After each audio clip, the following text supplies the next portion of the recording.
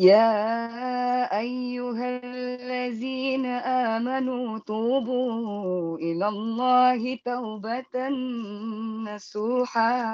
And then kalau Zizi lah saya tanya, apa yang membuatkan Zizi ada satu turning point? Uh, saya tak pernah ni bercerita begini dengan orang ni. Kau dah buat macam-macam ni, Nur Fazila. Dia cakap dengan diri sendiri. Sebenarnya untuk pengetahuan Zizi, apa yang Zizi tanya itu sebenarnya salah satu daripada jarum atau cabang daripada hasutan iblis dan syaitan.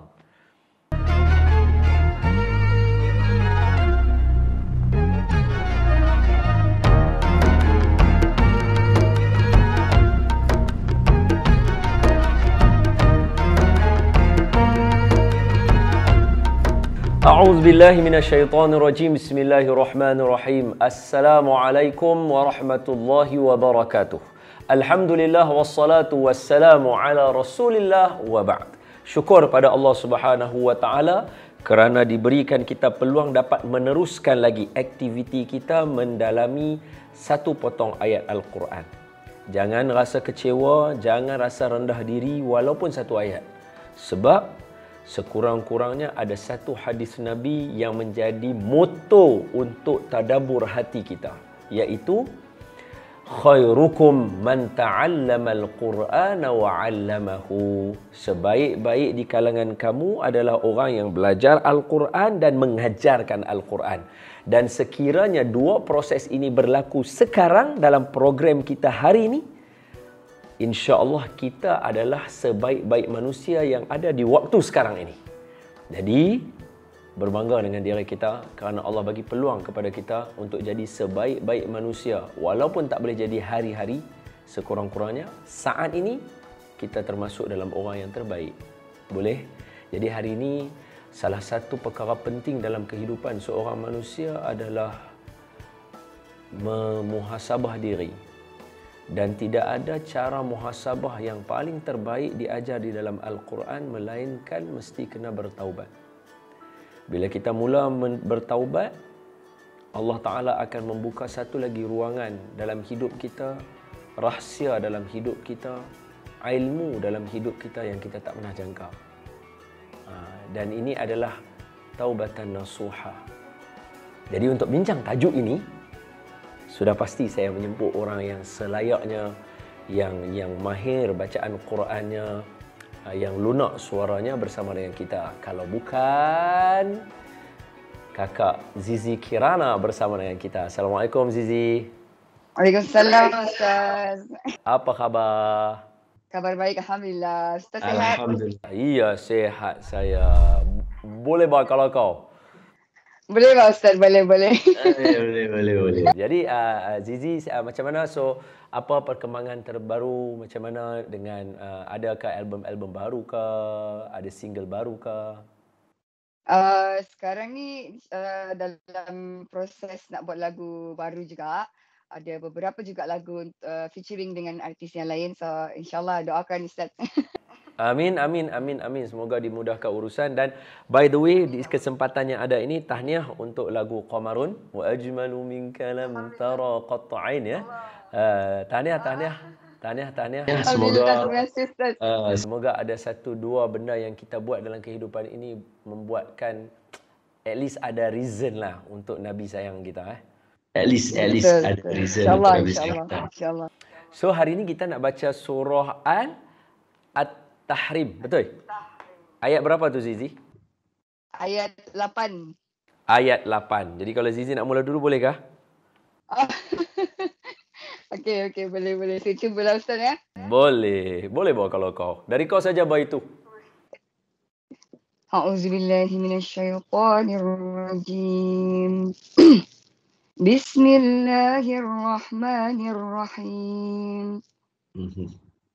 يا أيها الذين آمنوا توبوا إلى الله توبة نصوحا.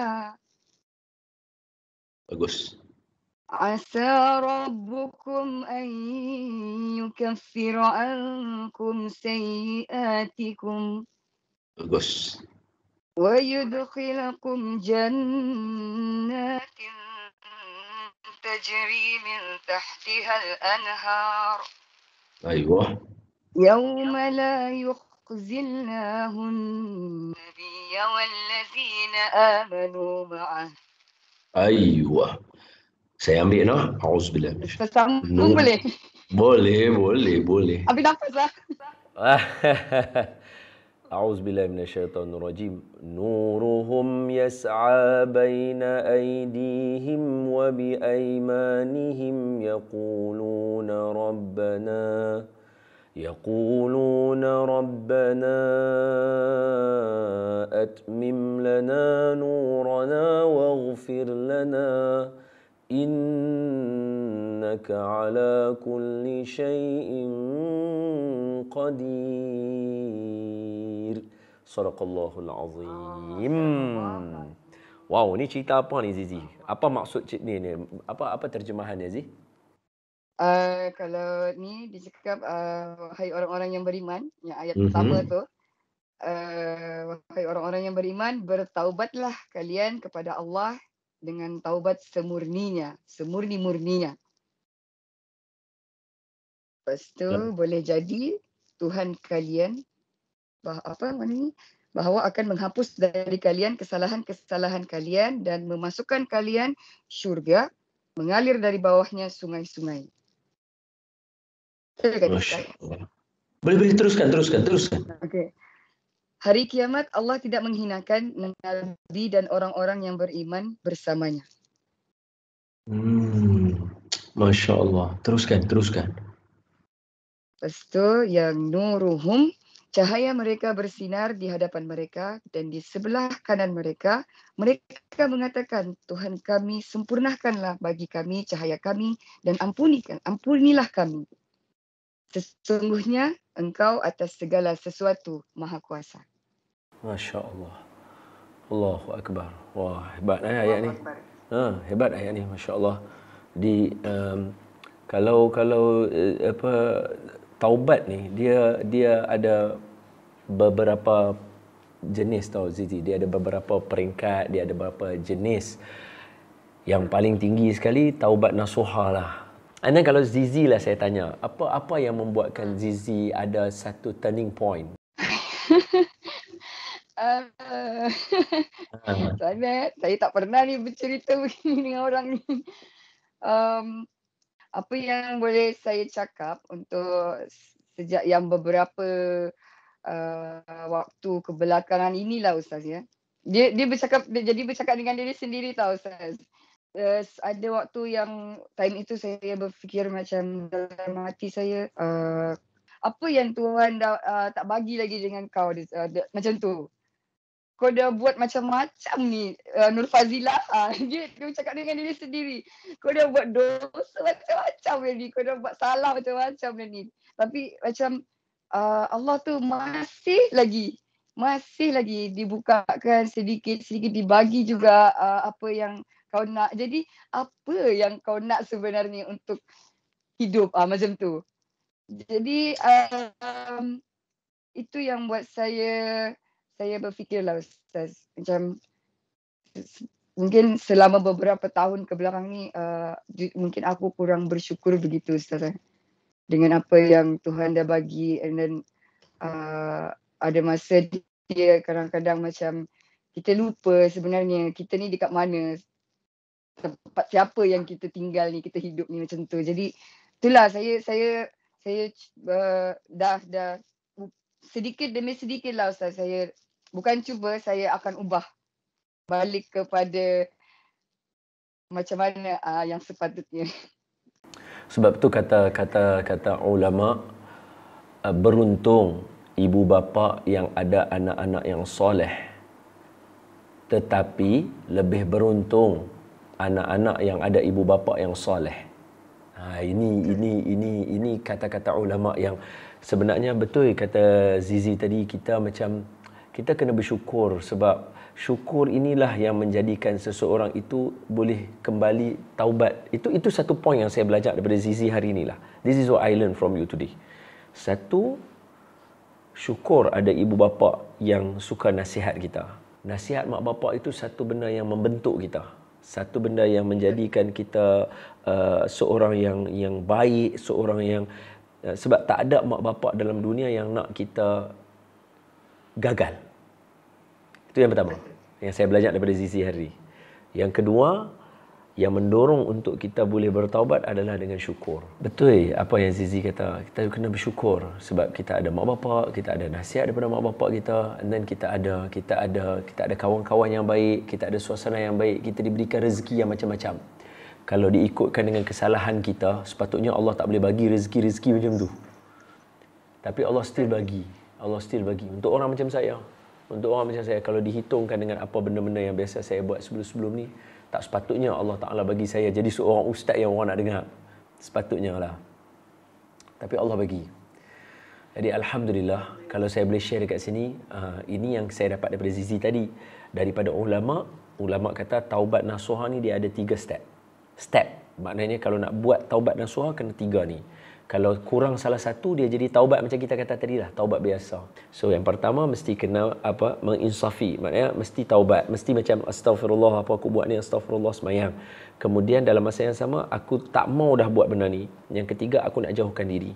Dan kalau dia melibatkan orang, macam hari ni kan orang suka fitnah, orang suka mengumpat, orang suka membuka aib orang. So dia kena ada nombor 4. Apa dia? Dia kena pergi minta maaf dengan orang tu. Dia kena pergi minta maaf. Baru taubat dia jadi nasuha. Kita bersangka baik, dia akan memaafkan kita. Tapi dalam sejarah, berapa ramai orang yang tak maafkan orang? Sebelum kita melabuhkan tirai, Zizi ada apa-apa yang saya boleh bantu? Saya nak tanya macam tadi yang Ustaz cakap tu lah, kita dah buat 3 benda tu, tapi yang keempat yang minta maaf dengan orang yang kita lakukan kesalahan atau kita sakitkan hati dia atau kita fitnah tu, secara personal, diri saya sendiri Ustaz, kalau orang yang dah mengata saya tu, saya dah maafkan dah, tapi saya tak tahu kalau ada saya mengata orang macam tu, saya tak perasan ke macam tu, macam mana Ustaz? Saya kena pergi jumpa lah orang tu. Okey.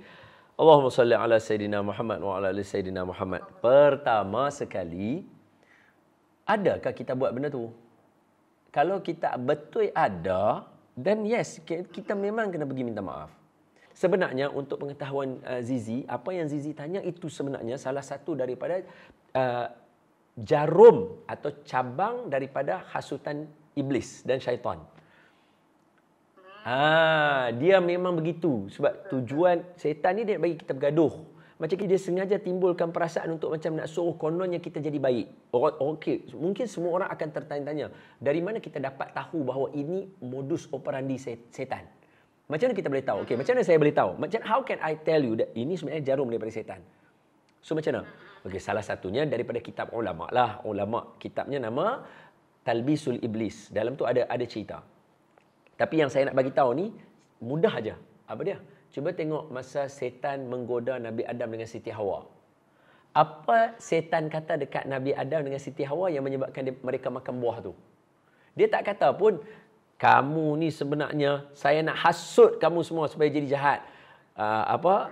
Lepas tu Nabi Adam takut. Alamak, takut. Makan buah tu. Tak, bukan. Dia kata dekat Nabi Adam, buah ni sebenarnya boleh bagi kamu kekal duduk dalam syurga.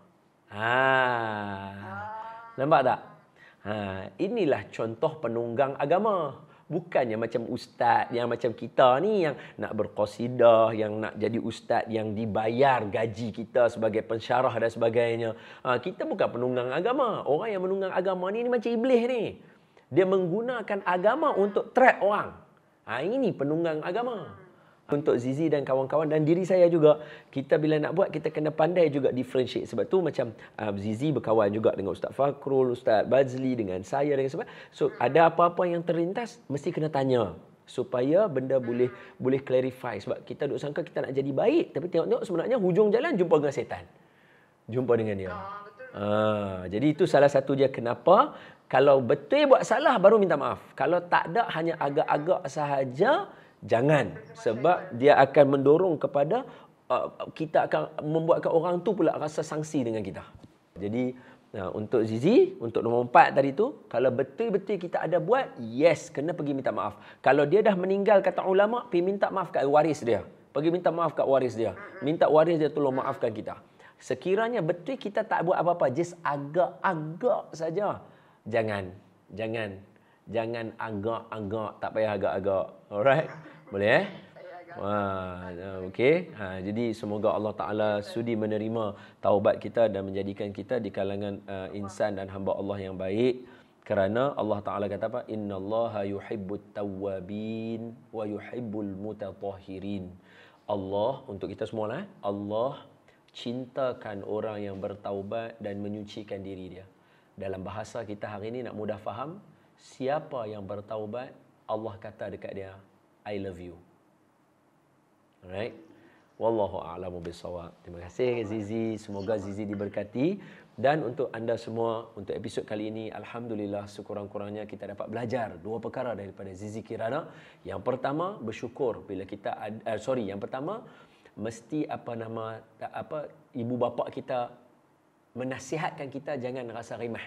Yang kedua, bersyukur dengan benda yang ada di keliling kita yang boleh membawa kita menjadi orang yang dekat dengan Allah Subhanahu wa taala. Dan tiga daripada tulisan ulama cara nak bertaubat, termasuk yang keempat kalau melibatkan dengan orang lain, iaitu menginsafi, berazam tak mau buat dah, jauhkan diri dan melibatkan orang lain, pergi minta maaf. Wallahu a'lamu bissawab. Aqulu qawli hadha wa astaghfirullahal azim li wa lakum. Assalamualaikum warahmatullahi wabarakatuh. Bye Zizi.